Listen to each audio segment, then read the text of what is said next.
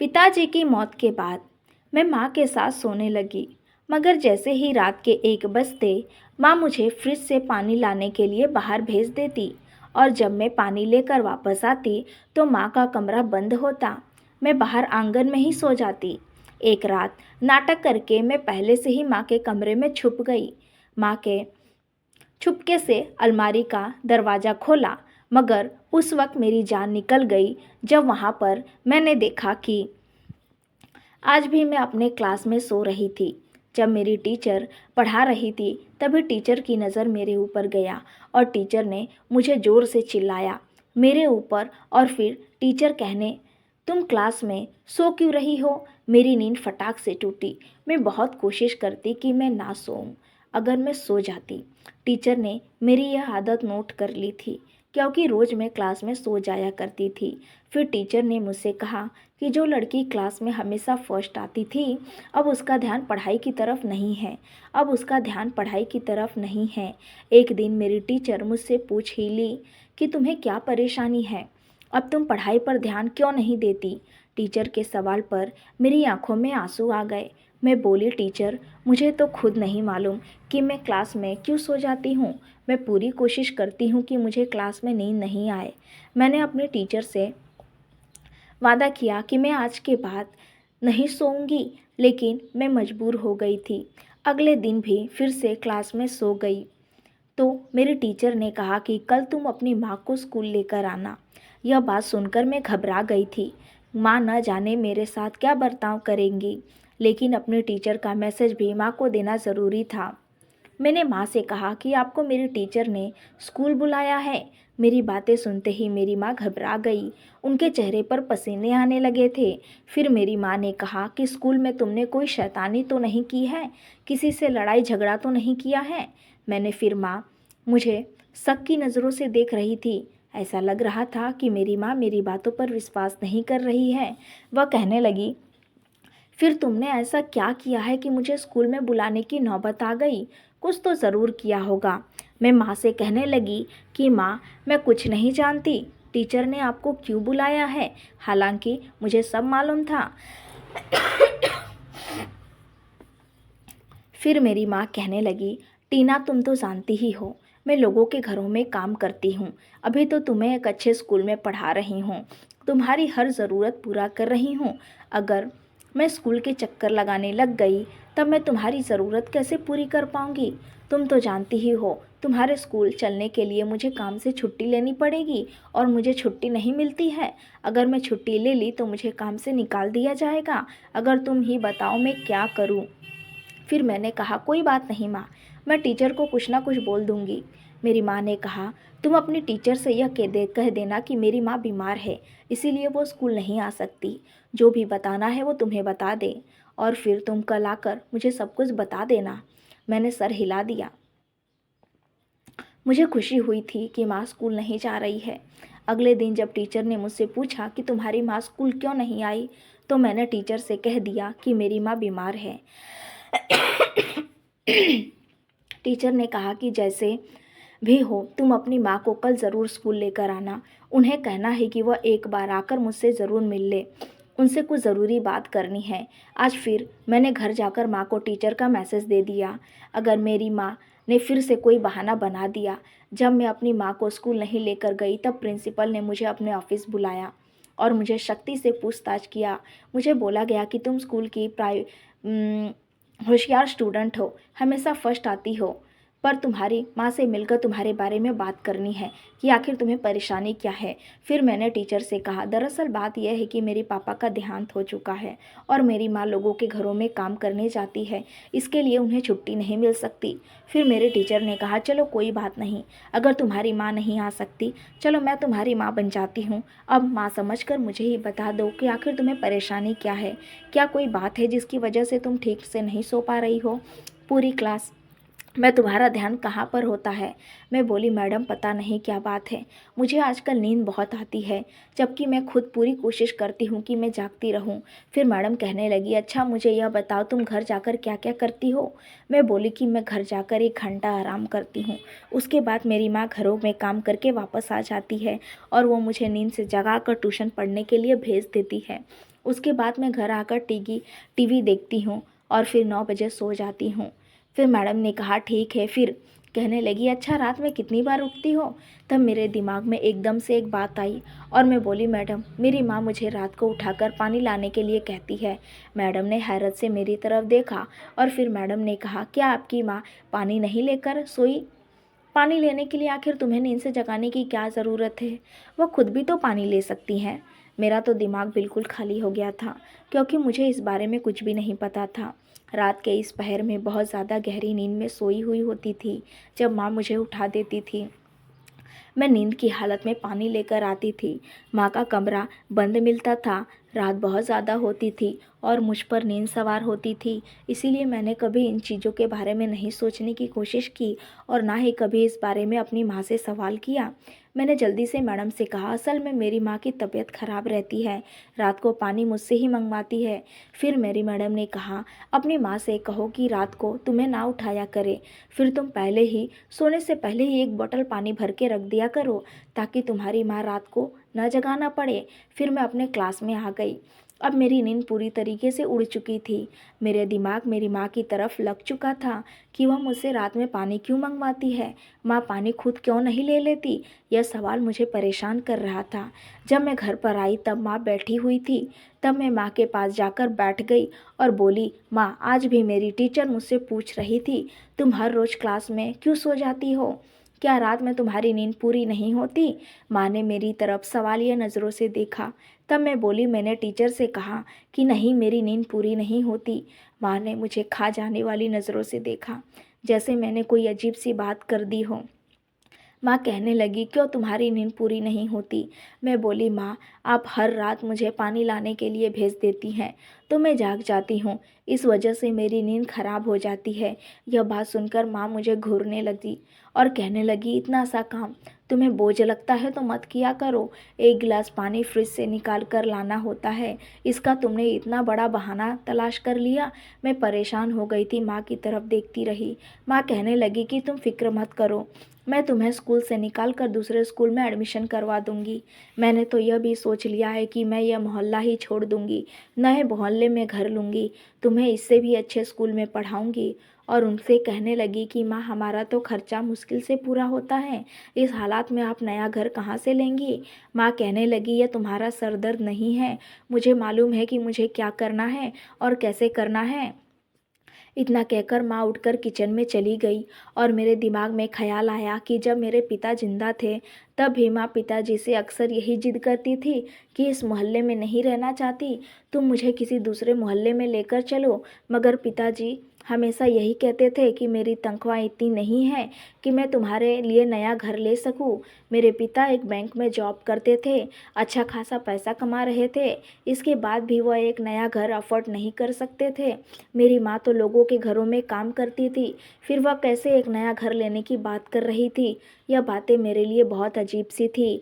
मेरा दिमाग बहुत तेज काम करने लगा था, जैसे मैं एक ही पल में बड़ी हो गई हूँ।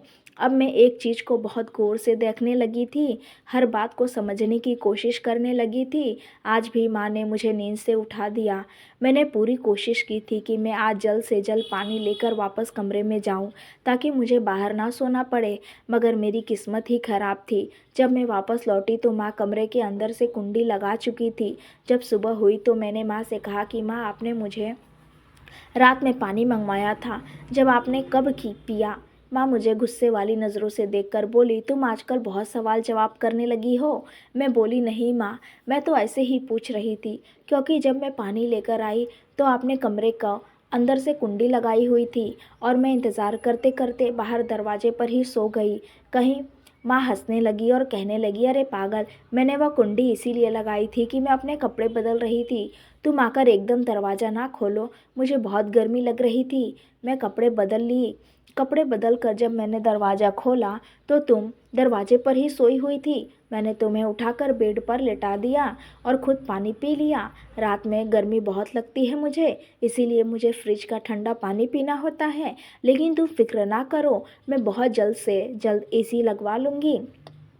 अचानक से मेरी माँ बहुत बड़ी-बड़ी बातें करने लगी थी। उनकी बातें सुनकर मैं चुप हो जाती। हालाँकि हमारे पास इतने पैसे नहीं थे, फिर भी माँ ना जाने क्यों ऐसी बातें करती थी कि मुझे एसी लेना है, नया घर लेना है, मुझे यह चीज़ लेनी है, वह चीज़ लेनी है।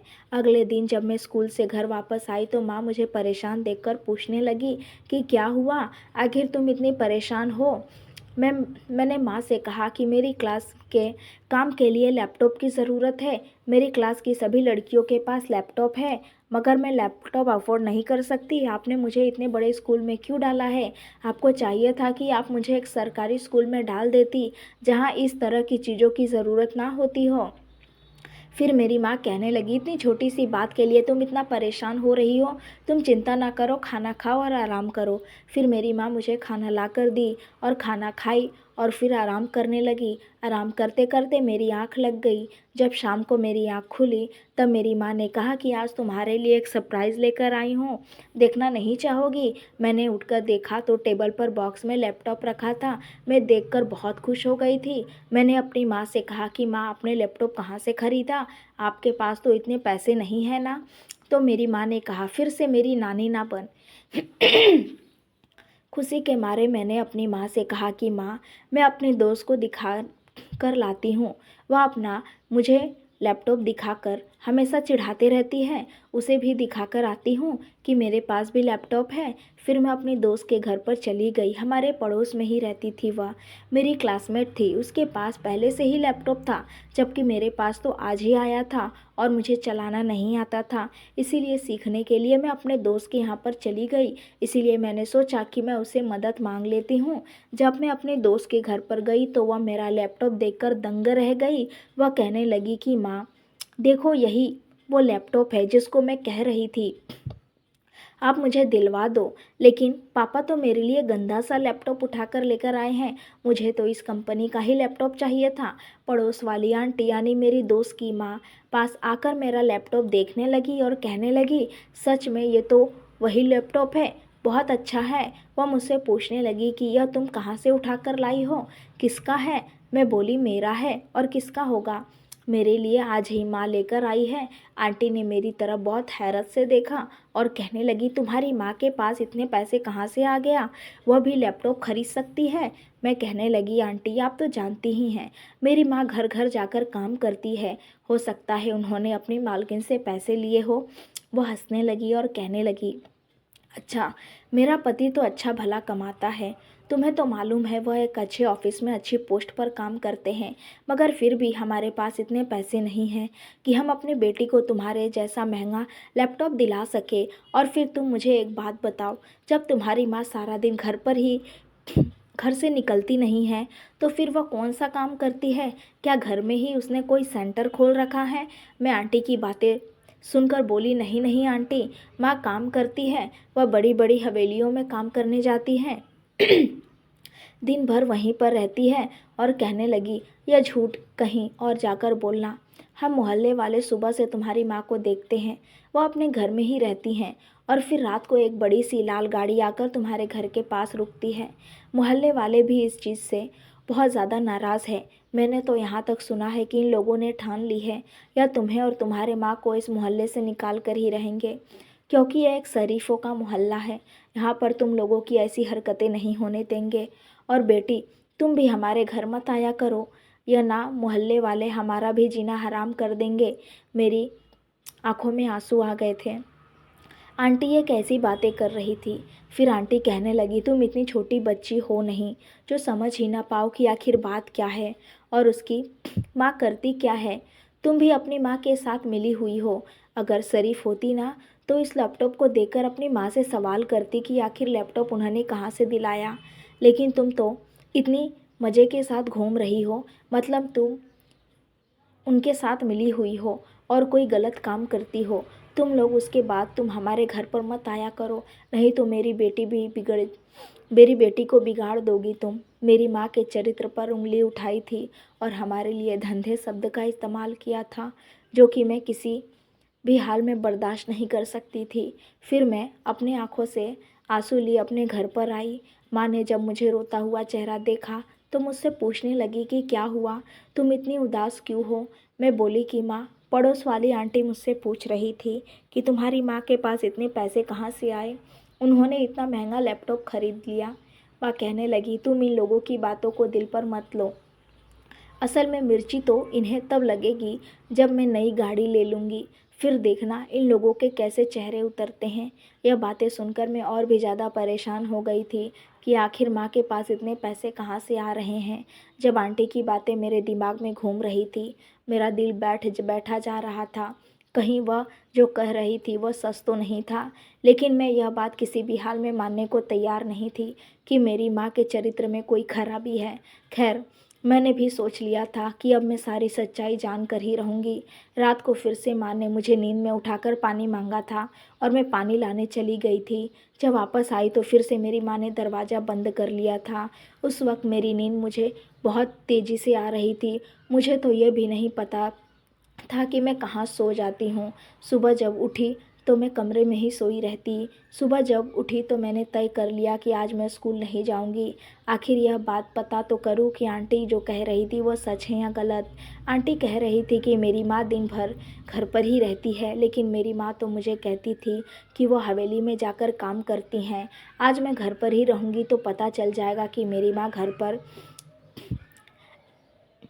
मैंने अपनी माँ से कह दिया कि माँ, आज मेरी तबीयत ख़राब है, इसीलिए आज मैं स्कूल नहीं जाऊँगी। तब मेरी माँ ने कहा, मैं भी आज काम पर नहीं जाऊँगी। भला मेरी बेटी की तबीयत ख़राब है, मैं काम पर कैसे जा सकती हूँ। मैंने जो सोचा था वैसा बिल्कुल भी नहीं हुआ। मेरी माँ ने काम से छुट्टी लेने की बात मुझसे कह दी। अब यहाँ पर मेरी दाल नहीं गली जो मैं सच्चाई का पता लगा पाती। फिर मैंने तय कर लिया, आज रात को किसी भी हाल में मैं पता करके ही रहूँगी। जैसे ही रात हुई मैं सो गई। मेरी माँ ने फिर से रात के 1 बजे मुझे उठा दी और बोली कि पानी लेकर आओ। फिर मैं कमरे से बाहर निकली, लेकिन बाहर खड़े होकर देख रही थी कि मेरी माँ क्या कर रही है। फिर मैंने देखा कि मेरी माँ बाथरूम में चली गई। मैं तुरंत कमरे के अंदर घुस गई और बेड के नीचे जाकर छुप गई। फिर थोड़ी देर के बाद मेरी माँ बाथरूम से वापस आई और दरवाज़ा बंद कर दी। मैं अंदर छुपे छुपे सब राज का पता लगाने वाली थी। फिर उन्होंने जो किया उसे देखकर मेरे पैरों तले ज़मीन निकल गई थी। माँ ने कमरे की खिड़की को खोल दिया था और किसी को इशारा करके कमरे में बुलाने लगी थी। यह बात मेरी बर्दाश्त से बाहर था। इससे पहले कि मैं उनसे कुछ कहती, तभी कमरे में एक आदमी आ गया। उसने खुद को सर से पैर तक चादर से छुपाया हुआ था। फिर मेरी माँ उसको देखकर कहने लगी कि अच्छा हुआ तुम आ गए, मैं बहुत देर से तुम्हारे आने का इंतज़ार कर रही थी। मैंने टीना को भी कमरे से बाहर भेज दिया है।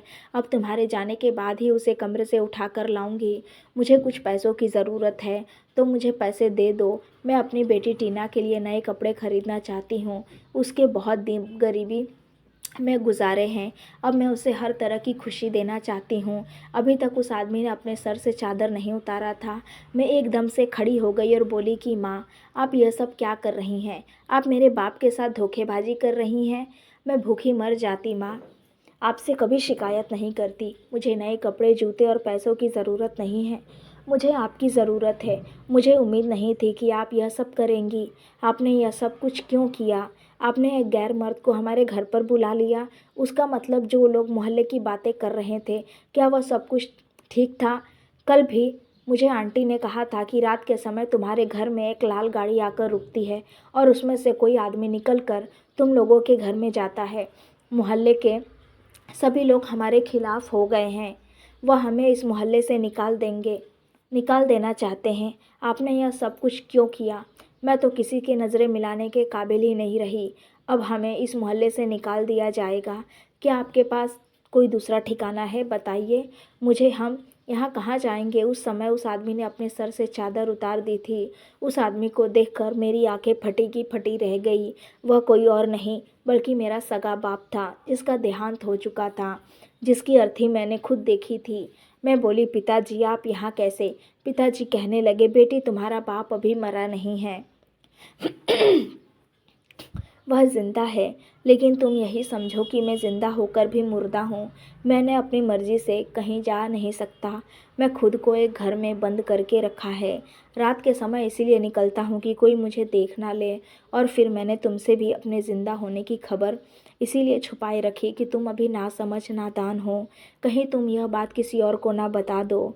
अगर तुम यह बात किसी और को बता देती तो तुम्हारे पिता जिंदा हैं तो हम तीनों को जेल की सलाखों के पीछे होते। बस इसी वजह से मैं तुम्हें लाख चाहने के बाद भी नहीं मिल सका। मेरी आंखों से आंसू आने लगे थे। मुझे अपने पिता से नफरत सी होने लगी थी। मैं बोली, पिताजी आपको शर्म आनी चाहिए। एक बेटी के सर पर उसके पिता का साया कितना ज़रूरी होता है, क्या आप भूल गए हैं?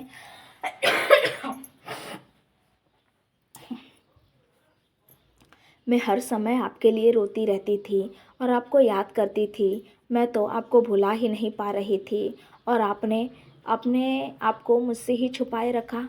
आपने ऐसा करने के पीछे क्या वजह थी? आप मुझे सारी बातें बताए। पिता की आंखों में आंसू आ गए थे। वह कहने लगे कि मेरी और तुम्हारी माँ की शुरू से ही यही तमन्ना थी कि हम अपनी संतान को पढ़ता देखें और उसकी हर ज़रूरत को पूरा करते, बल्कि उनके कदमों में फूलों के ढेर लगा देते। मैं एक बैंक में जॉब करता था।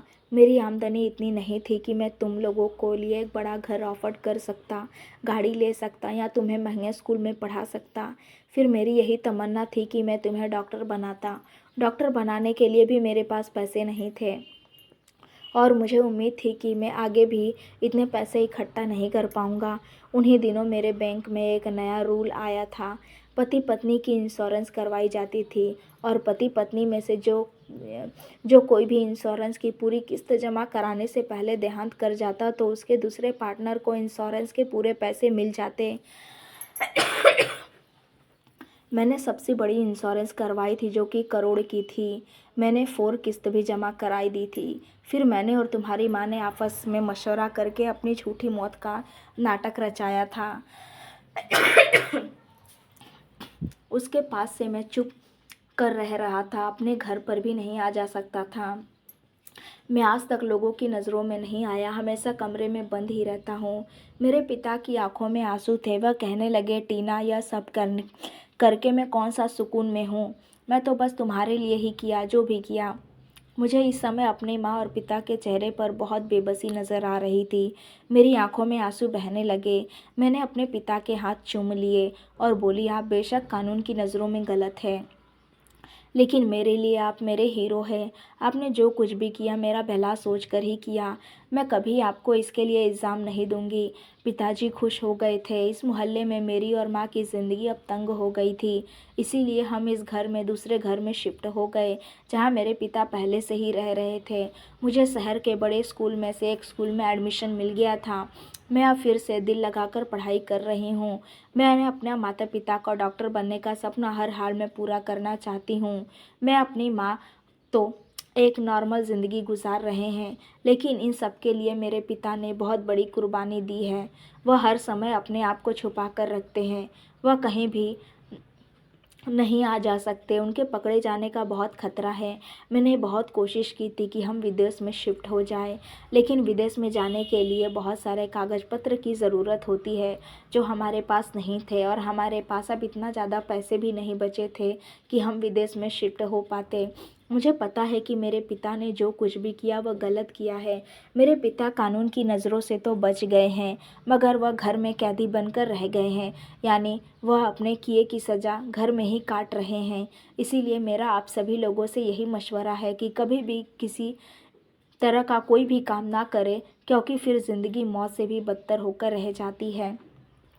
उम्मीद है दोस्तों आपको ये कहानी ज़रूर पसंद आई होगी। कहानी पसंद आई है तो वीडियो को लाइक और अपने दोस्तों को शेयर करना ना भूलें। ऐसी ही कहानियाँ सुनने के लिए हमारे चैनल को सब्सक्राइब ज़रूर करें। नोटिफिकेशन बेल को ऑल करना ना भूलें, जिससे वीडियो की आने वाली हर अपडेट सबसे पहले आपको मिले।